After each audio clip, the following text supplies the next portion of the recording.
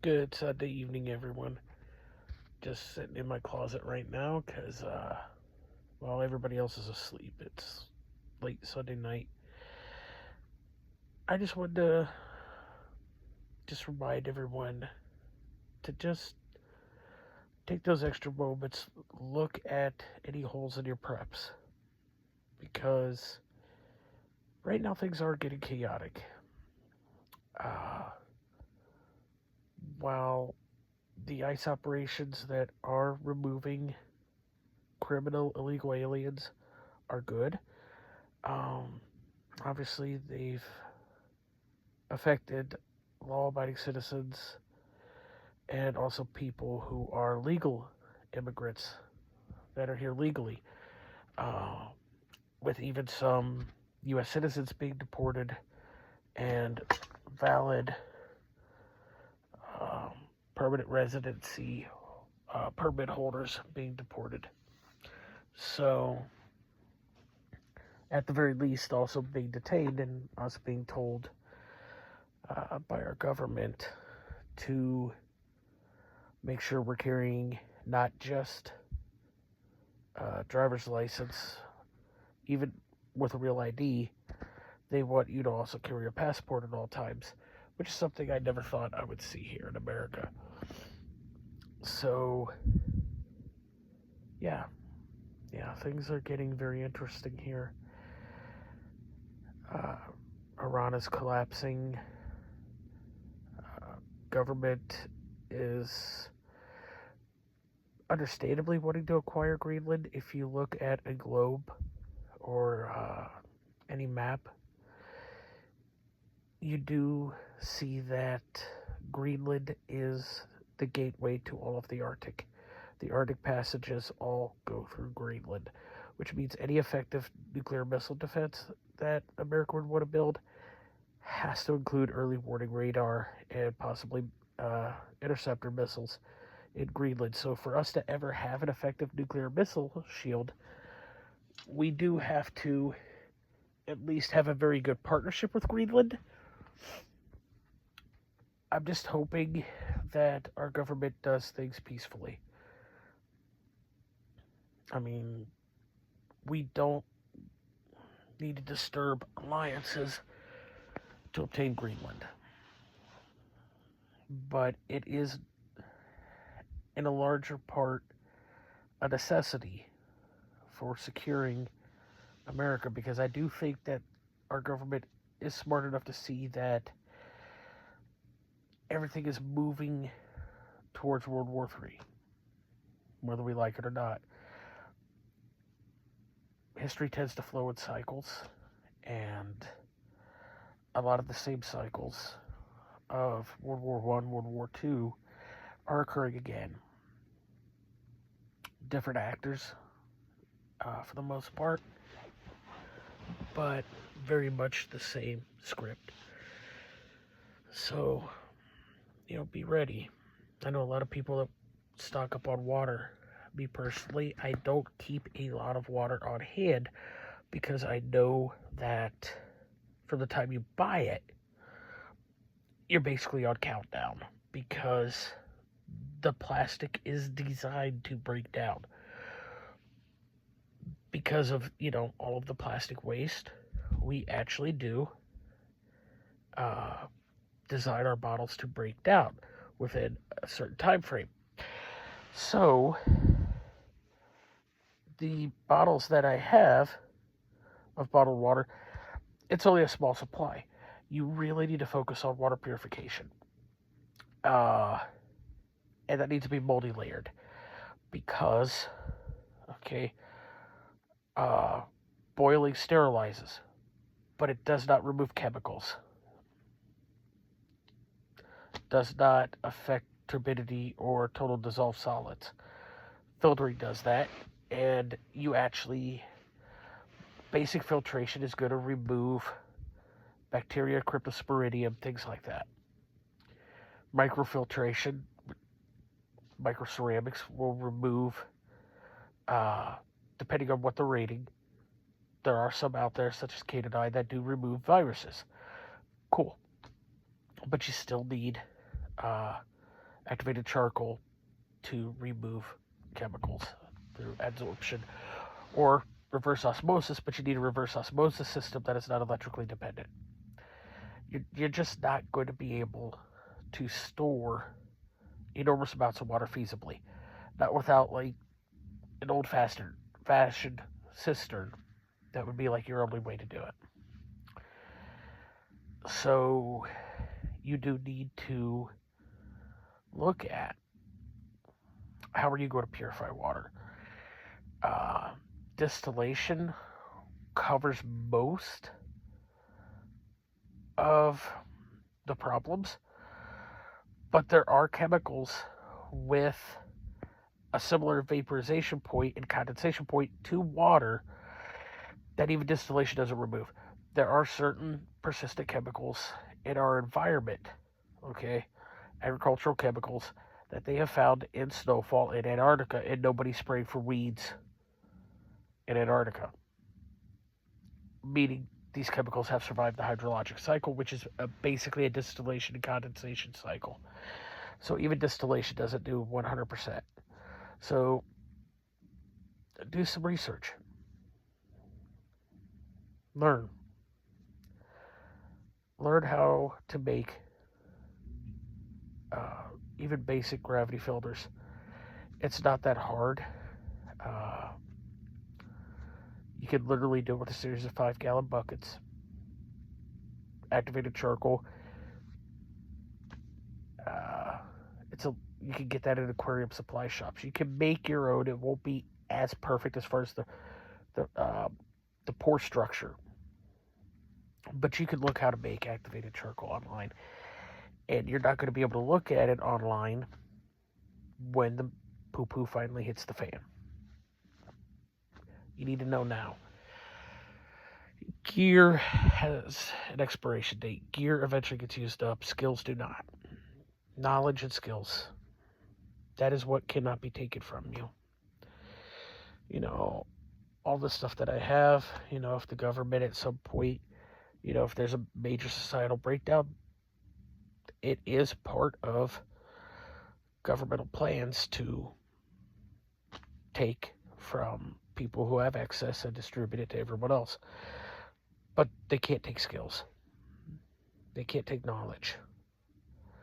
So even if your supplies get taken, either by desperate mobs or an overwhelmed government, if you have knowledge, if you have the skills, knowledge isn't enough. It's good. It's very important. But you have to have the practice. You have to have the skills. Okay? What you practice is what you know. Because you can know it here, but actually being able to do it hands-on, you'll find sometimes is very, very different and much more difficult. So, you need to be practicing, and you need to be getting ready. You know, I like Prepared Homestead, the way he says it. Mentally, physically, spiritually, you need to be getting ready, getting your house in order. Because these are some very interesting times that we're living in. Perilous. And, I mean, we've got mystery diseases breaking out.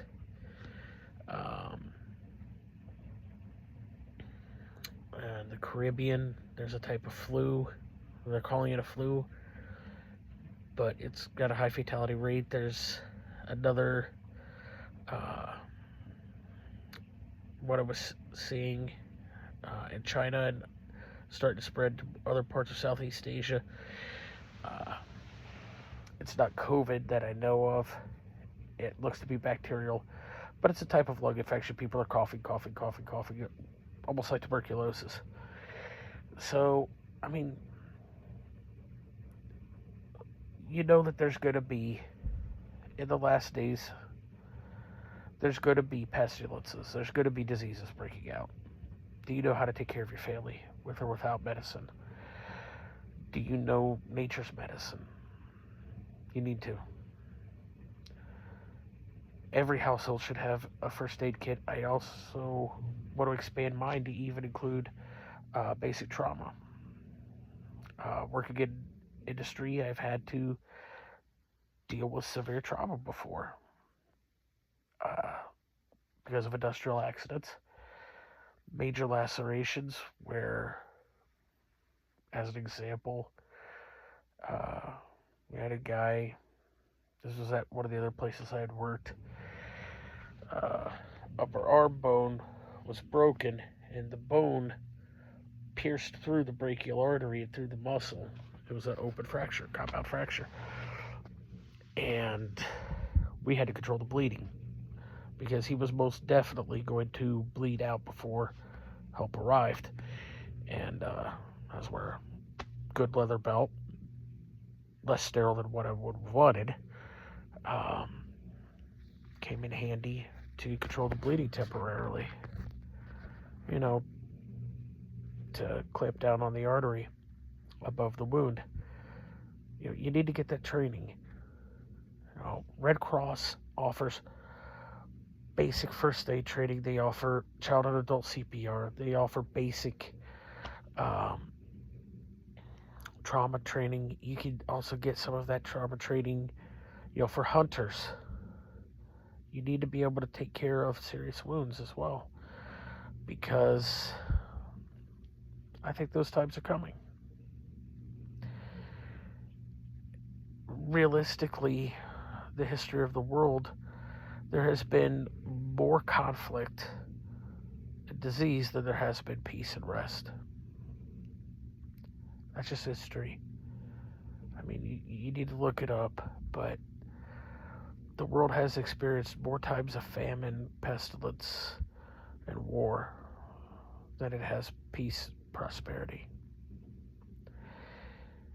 Here in the West, especially in America, we've gotten accustomed to that and less accustomed to austerity, suffering, and having to make do.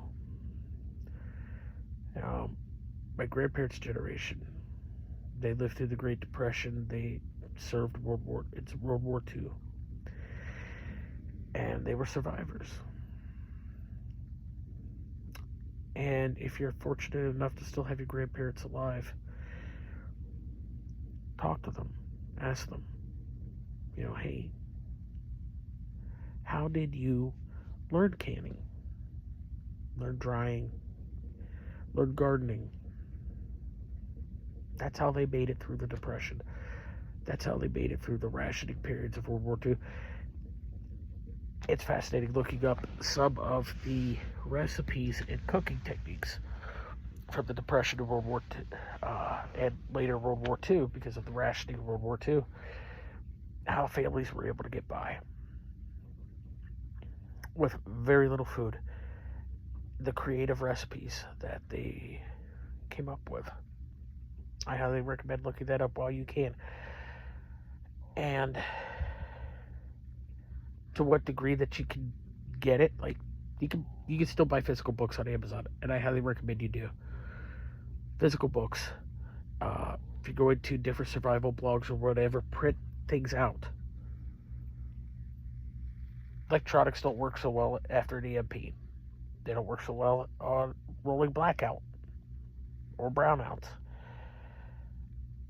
You need to be thinking of these things. Do you have alternative heat sources that you can use that are independent of electricity in your home? If electricity goes out, like here, where I'm at, everything's electric. Hot water heater, heat pump, everything's electric. There is no plan B other than the things that I have bought to do that. And even then, there's a limited fuel supply. So, again, knowledge, skills. Obtain them while you can. There's not a lot of time left to do it, but obtain them while you can. Learn it. And obviously I'll be posting some more recipes once I get some more time there in the kitchen for hardtack that doesn't taste like nothing. The standard hardtack recipe is just salty bread. Salty, really, really hard, dry bread. So, like for my own family,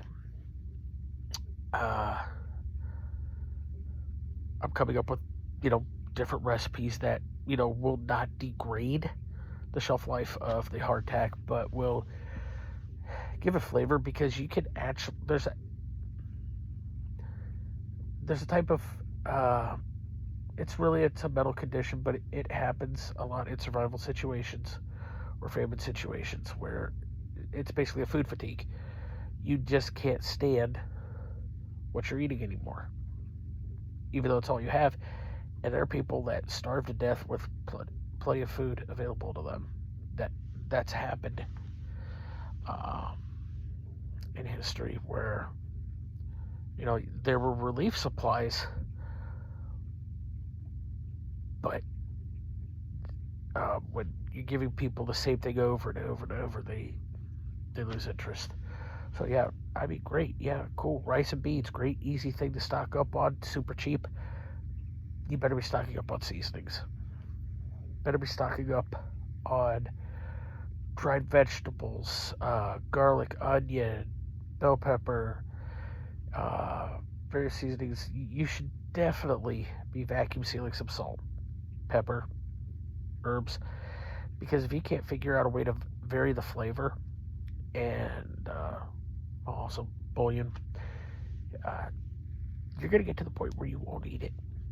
You'll starve to death with a full prepper's pantry with all the food you could want, but if you don't have that variety, you'll end up starving because you can't stand eating it anymore. So, variety. Canned meats, particularly fish, because of the omega-3 fatty acids. There's a lot of ways you can prep canned salmon. Sardines take some getting used to. The ones for me anyway, the ones in Louisiana hot sauce or mustard sauce or tomato sauce, I'm totally cool with that. Good source of omega-3s, good for the heart, and brain function, which you're going to need in a stressful situation, because cortisol levels rise during stress, cognitive function declines, and that's when people start making really dumb decisions that get them killed. So, really, this is the time to be getting books, print your ebooks, get survival manuals. And in the meantime, subscribe to YouTube channels, hopefully like mine. I do want to be putting more stuff up there to be more useful to everyone. But like Prepared Homestead, there's different news networks for preppers and survivors, survival type stuff. I love Waypoint Survival as well, with the primitive survival stuff, because when you get right down to it, that's probably what it's going to be. But be getting yourself ready. I mean, yeah, Christians believe that at some point, they're going to be getting out of here, but there's no guarantee on when that point's going to be. Don't count on, getting out of here before any trial, tribulation, suffering, or pain. Can't tell that to the, tens of millions of martyrs across the Middle East that have been killed for their faith in the Muslim countries. They didn't they weren't raptured out of it. The ones that survived definitely went through some serious suffering. So it's time to get your houses in order, and be prepared. The hardest prep is going to be here, but for the sake of your family, for the sake of the ones you love, be getting some things set aside. Long storage food items, whether that be freeze-dried, certain canned things. I mean, it's more or less a cultural joke, but hey, Spam has a near infinite shelf life. It's at least edible. There's a lot of things that you need to start looking into, and you need to start getting serious about. Self-defense training, hand-to-hand combat, weapons training, survival, because we don't know how much we're going to have to go through. We don't. But we do know from looking through history that difficult times throughout history far, far outweigh the good times. We've enjoyed an unusual period here in the West of peace and prosperity. That's not the norm throughout history for the rest of the world.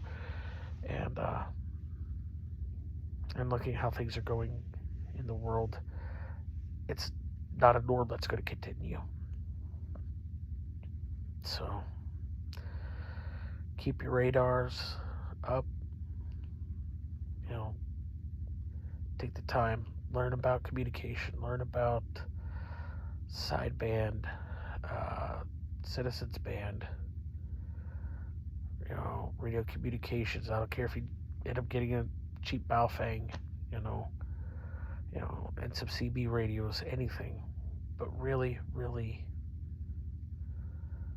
think about the main pillars with survival: communication, information, food, water purification, because you can only store so much. Okay, water procurement.